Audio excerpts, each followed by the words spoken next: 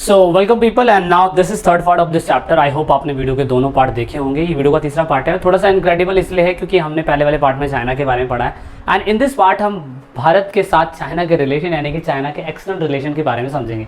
If you are new in this channel so you know this, आपको क्या करना है, नोट्स के लिए टेलीग्राम, फेसबुक पेज और हमारी इन चीज़ों के साथ जुड़े रहना है। Okay, so in this video आप ये देखने की कोशिश करेंगे किस तरीके से हमारे प्यारे मुल्क इंडिया और साथ में हमारे न्यारे मुल्क पाकिस्तान के बीच में किस तरीके से एक वॉर हुआ और उसके साथ इस वॉर को कन्वर्ट करा हमने पीस में।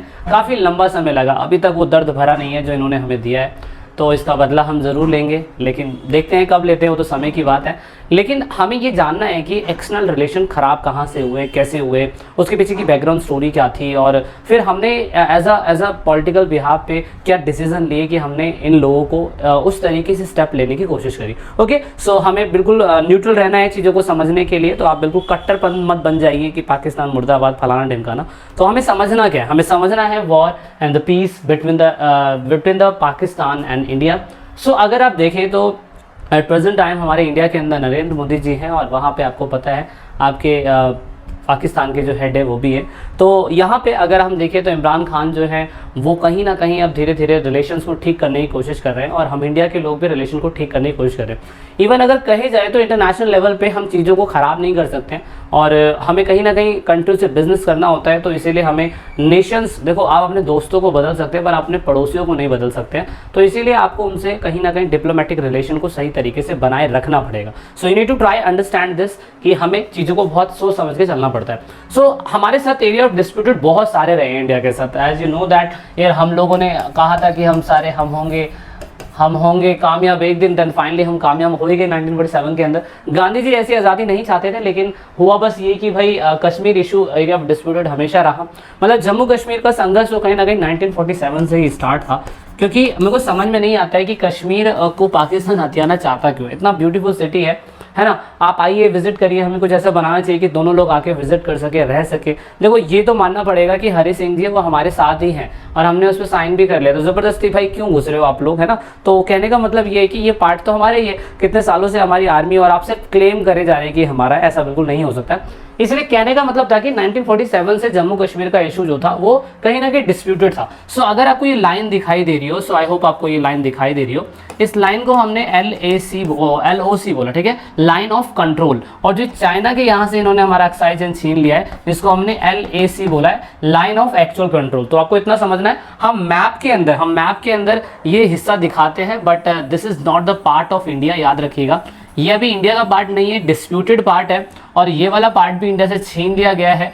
तो बस हम अपने मैप में दिखाने की कोशिश करते हैं कि भाई ये हमारा असल सही मायने में इंडिया अभी एट प्रेजेंट टाइम सिर्फ इतने ही इलाके के ऊपर क्या कहते हैं राज कर रहा है। इवन यहाँ पे सियाचिन ग्लेशियर है, इस पर भी कहीं ना कहीं अटैक होते रहते हैं। तो ये बच्चों को लगता है कि मैप के अंदर ऐसा दिखाया गया, बट रियल में ऐसा है नहीं, क्योंकि पाकिस्तान ने वैसे भी हमसे उस टाइम पीरियड पे इसे ले लिया था। देन फाइनली एक्साइज चीन है, ये भी छीन लिया गया। तो कहने का मतलब ये है कि कश्मीर के मुद्दे के अलावा भी पाकिस्तान सरकार के बीच में और इंडियन गवर्नमेंट के बीच में इशू है। उस इशू को रिजॉल्व करने के लिए हमें समय चाहिए। हम समय समय पे चीज़ें करते रहते हैं। सियाचिन ग्लेशियर पे भी इनकी मुठभेड़ होती रहती है, तो हम लोग हमारे सिपाहियों को यहाँ पे तैनात रखते हैं हमेशा। आपको पता है इतने बड़े ग्लेशियर पर्वत है, यहाँ पे भी बहुत सारे डिस्प्यूट देखा गया। टेम्परेचर -डिग्री में चला जाता है यहाँ पे, लेकिन हमारे जवानों को सलाम है। मतलब सलाम क्या मतलब, मैं यहाँ बैठे बैठे कमरे में शूट कर रहा हूँ, बस मैं बोल रहा हूँ, लेकिन रियल में अगर आप वो फील करें, सो आई डोंट थिंक दैट कि आप वो महसूस भी कर पाएंगे कि वो जवान लोग इतने -डिग्री टेम्परेचर में हमारी भारत की सीमाओं को कैसे प्रोटेक्ट कर रहे हैं। सो आप उनको देख सकते हैं कि वहाँ पे भी सियाचिन ग्लेशियर पे हमारा डिस्प्यूट बना रहता है। उसके अलावा आर्म्स रेस तो रहा ही, क्योंकि 1998 के अंदर हमने बनाया इसलिए था क्योंकि वहाँ पे चाइना जो था वो करे जा रहा था, पाकिस्तान करे जा रहा था। तो हम क्या करें, हम भी इन्हें कहा हम भी करेंगे, जबकि हमारा शुरुआती समय से मकसद क्या रहा है, किसी भी मुल्क के अंदर शांति बनाए रखो बॉस। मतलब प्यार से सारे काम सॉल्व हो सकते हैं, हमारा यही मानना है। शुरुआती समय से हमारी कंट्री के अंदर अलेक्जेंडर भी आया था, तो अलेक्जेंडर को हमने ये तुरंत निकाल के तुरंत चैलेंज नहीं करा कि बेटा आजा मैदान में, है ना। हमने अपने दुश्मनों को भी प्यार से गले लगाया। तो यहाँ पे हमारी शुरुआती से हमारी आइडियोलॉजी ऐसी रही है कि तो चाइना से कितने लोग शुरुआती समय में हमारी कंट्री के अंदर आए हैं घूमने के लिए, विजिट करा है, क्या हमने कभी उन्हें मारा है? बिल्कुल नहीं मारा, क्योंकि हमारी कभी मारने की पॉलिसी रही नहीं है। लेकिन क्या करें, मजबूर कर देते हैं ये लोग, तो इसीलिए हमें ये छोटी मोटी चीज़ें करनी पड़ जाती है। नहीं तो भारत तो कब का चाहे कुछ भी कर सकता है। लेकिन अब यहाँ पे एक और डिस्प्यूट बना रहता है, उसे बोलते हैं हम लोग कहीं ना कहीं डिस्प्यूटेड ऑफ वाटर। देखिए यहाँ पे ना सिंध नदी जो है, सिंध नदी, आपने इंडस वैली सिविलाइजेशन के बारे में पढ़ा होगा, तो सिंध नदी का भी डिस्प्यूट कहीं ना कहीं बना रहता है हमारा। और सिंध नदी का डिस्प्यूट कहीं ना कहीं आपको पता है कि वर्ल्ड बैंक के द्वारा 1960 में नेहरू जी के द्वारा 1960s में 1960 जब नेहरू जी थे और जनरल आयूब खान थे, तो वर्ल्ड बैंक ने इस डिस्प्यूट को सॉल्व भी करा था।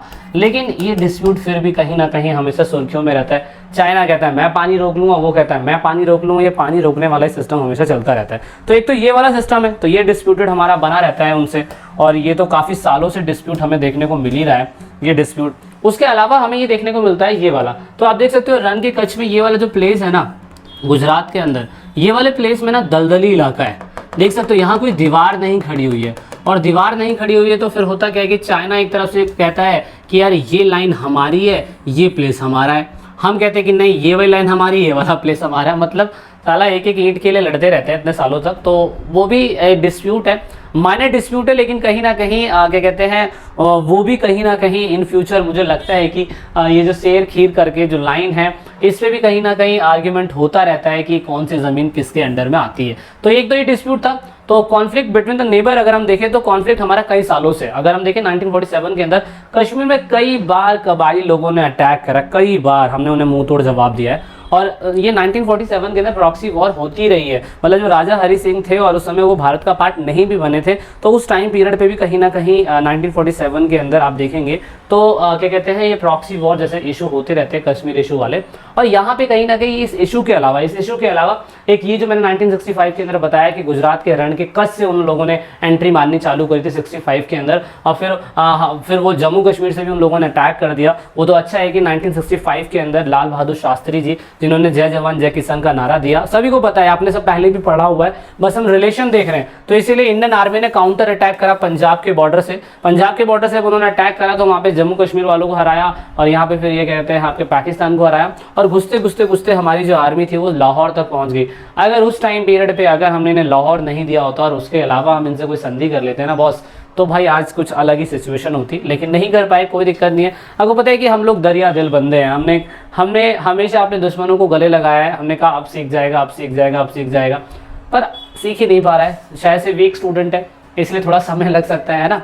तो इसीलिए तो हुआ क्या कि 1965 के अंदर देन फाइनली जब ये सिस्टम कॉन्फ्लिक्ट का आया और यहाँ पे शास्त्री जी ने कहा कि भाई मैं अपने जवानों को और मैं अपने किसानों को बहुत अच्छा करूँगा, और उसका नेगेटिव इम्पैक्ट पाकिस्तान को ये देखने को मिला। उन्हें लगा कि कहीं ना कहीं 62 के अंदर तो पाकिस्तान चाइना से वॉर हुआ है, 64 के अंदर नेहरू जी की डेथ हुई है, 64 में तो नए अपॉइंट हुए शास्त्री जी, वो क्या कर लेंगे। पर उन्हें पता नहीं है कि शास्त्री जी तो शास्त्र पढ़ के आए हुए हैं, उन्हें तो पता है कि आर्मी को कैसे रखना है, किसको कैसे रखना है। देन फाइनली आयूब खान को उस टाइम पीरियड पे मुंह तोड़ जवाब दिया, और मुंह तोड़ जवाब दिया तो चाहते तो लाहौर तक एंट्री रख लेते और लाहौर का पूरा हिस्सा अपने अंडर में रखते, लेकिन वो तो यूएनओ अगेन दोबारा से टपक गया वहाँ पे।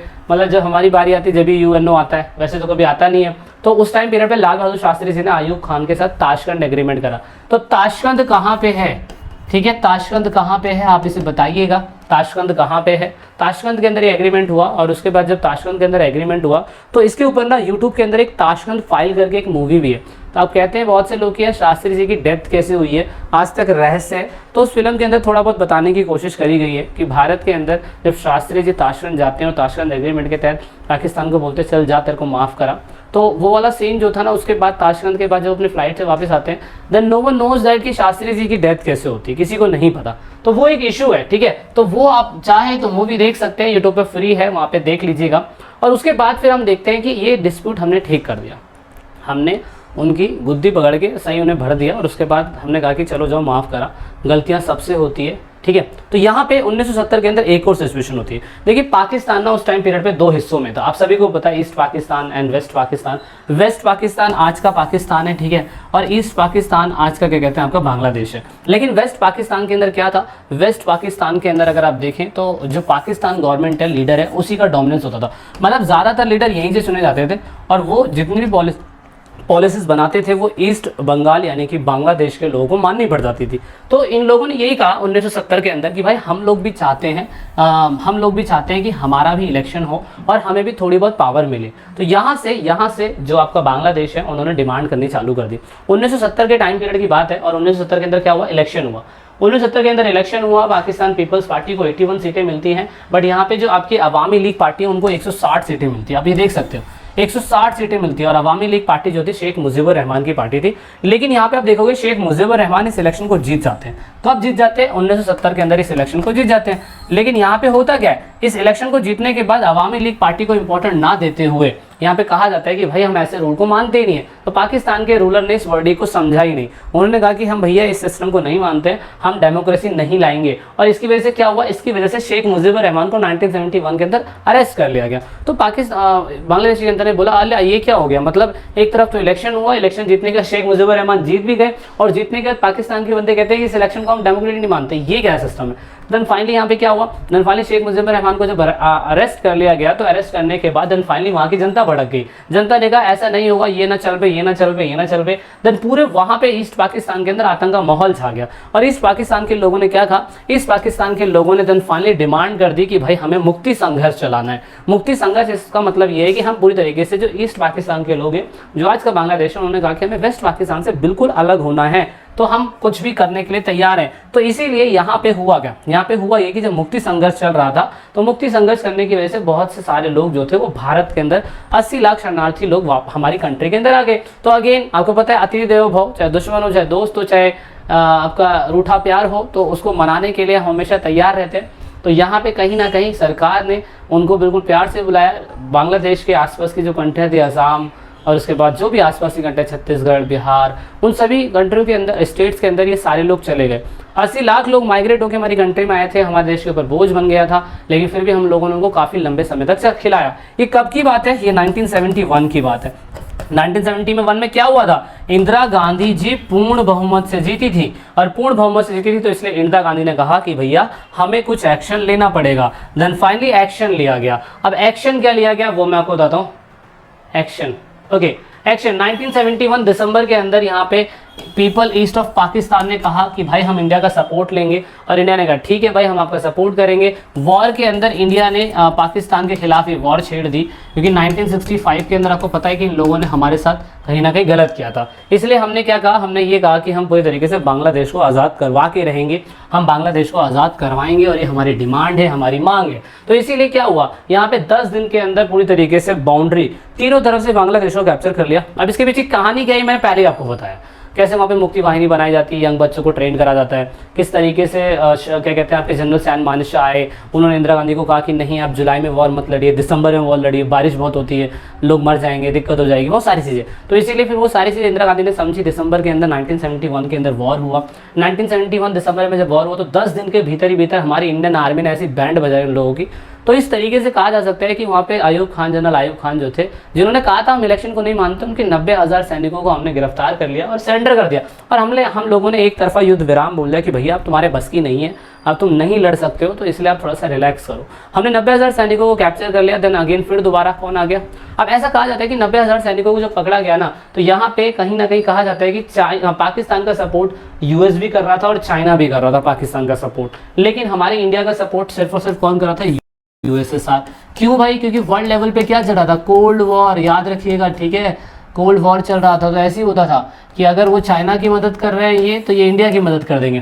तो यहाँ पे ट्रीटी ऑफ फ्रेंडशिप याद रखिएगा कि हम लोगों ने कहीं ना कहीं इनके साथ ट्रीटी ऑफ फ्रेंडशिप करी थी यूएसएसआर के साथ। देन दैट इज वाई हमारे एट प्रेजेंट टाइम रशिया से रिलेशन अच्छे हैं, ठीक है। रशिया से रिलेशन अच्छे क्यों हैं, this is the main reason कि रशिया से रिलेशन हमारे इसी वजह से अच्छे हैं, क्योंकि उन लोगों ने हमारे उस समय में मदद करी थी, और जो हमारी खराब स्थिति में मदद करता है हम उसकी हमेशा मदद करते हैं। तो यहाँ पे हुआ क्या, यहाँ पे हुआ ये कि हमने उनके 90,000 सैनिकों को गिरफ्तार कर लिया, सरेंडर करने के लिए बोला। देन फाइनली रोते रोते वो लोग आए, और फाइनली यूएन का इंटरफेरेंस होता है। यहाँ पे शिमला एग्रीमेंट होता है। शिमला एग्रीमेंट इंदिरा गांधी बिटवीन जुल्फिकार भुट्टो, बेचारे नए पीएम बने थे और उनके साथ ही बेइज्जती हो गई उनकी, ठीक है। तो यहाँ पे नए पीएम बने, इन्होंने नई क्या कहते हैं, उसके बाद क्या कहते हैं, इन्होंने फाइनली साइन करा, ट्रीटीज करा, और उनके 90,000 सैनिकों को हम लोगों ने वापस दे दिया। तो याद रखिएगा, आपने क्या पढ़ लिया, आपने अभी पढ़ लिया ताशकंद एग्रीमेंट, और उसके बाद आपने इंदिरा गांधी का शिमला एग्रीमेंट, दोनों समझना जरूरी है, ठीक है।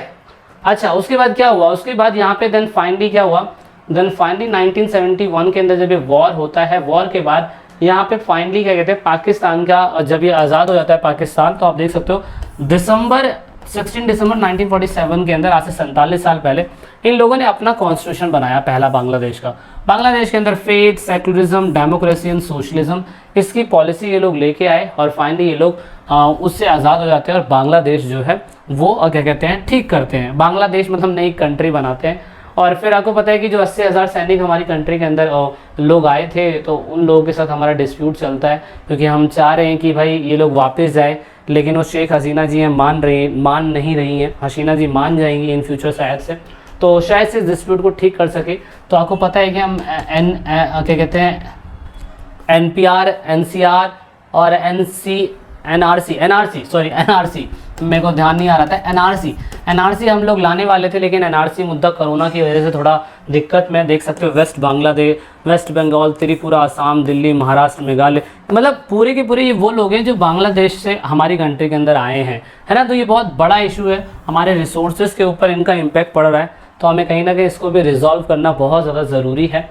और यहाँ पे देन फाइनली हम लोगों ने जब ये वॉर जीता, तो इंदिरा गांधी जी की वाहवाही हुई और इंदिरा गांधी को बहुत सारी चीज़ें मिली। डेवलप्ड नेशन को बहुत गर्व हुआ कि इंदिरा गांधी जी ने आज़ाद कराया। इंदिरा गांधी की एक पर्सनल छवि जो थी, जो 1971 में इनको पूर्ण बहुमत दिलाती है, तो 1972 के अंदर जो MLA वाले चुनाव होते हैं, MLA वाले, उन चुनावों के अंदर इंदिरा गांधी जी की बहुत अच्छी छवि बनती है। जहां ये 1967 के इलेक्शन में 9 स्टेट्स के अंदर MLA वाले चुनाव हार गई थी, वहीं 1972 के अंदर उसने इस 9 स्टेट के अंदर अपनी सीटें बना तो ली, उसके अलावा भी इन्होंने सीटें बना भी ली और क्या कहते हैं फिर फाइनली इन्होंने क्या कहते हैं और अच्छी सीटें जीती। सो ये this is the main concept of this chapter. I hope आपको समझ में आ रहा होगा कि मैं क्या समझाने की कोशिश कर रहा हूँ। हमारी पटरी जो थी, हमारी 5 ईयर प्लान की पटरी वो गिरने लग गई थी। क्यों? क्योंकि हमारा 5 ईयर प्लान जो था वो इंडस्ट्रियल रेवोल्यूशन के ऊपर था, और कहीं ना कहीं आप देखेंगे कि हमने इस 5 ईयर प्लान के अंदर फिर बम पे ज़्यादा खर्चा कर दिया, तो ये बहुत इशू रहा हमारे लिए कहीं ना कहीं। और शुरुआती समय में हम लोगों ने 1969 के बाद अपना रक्षा बजट के ऊपर ज़्यादा फोकस करने लगे हम लोग, ठीक है। सो इस चैप्टर के अंदर अभी इतना ही है। वीडियो के चौथे पार्ट में मिलेंगे, एक पार्ट और आएगा इसका, ठीक है। सो अभी के लिए इतना ही बहुत है। जय हिंद, जय भारत। वीडियो के अगले पार्ट में मिलते हैं, ठीक है।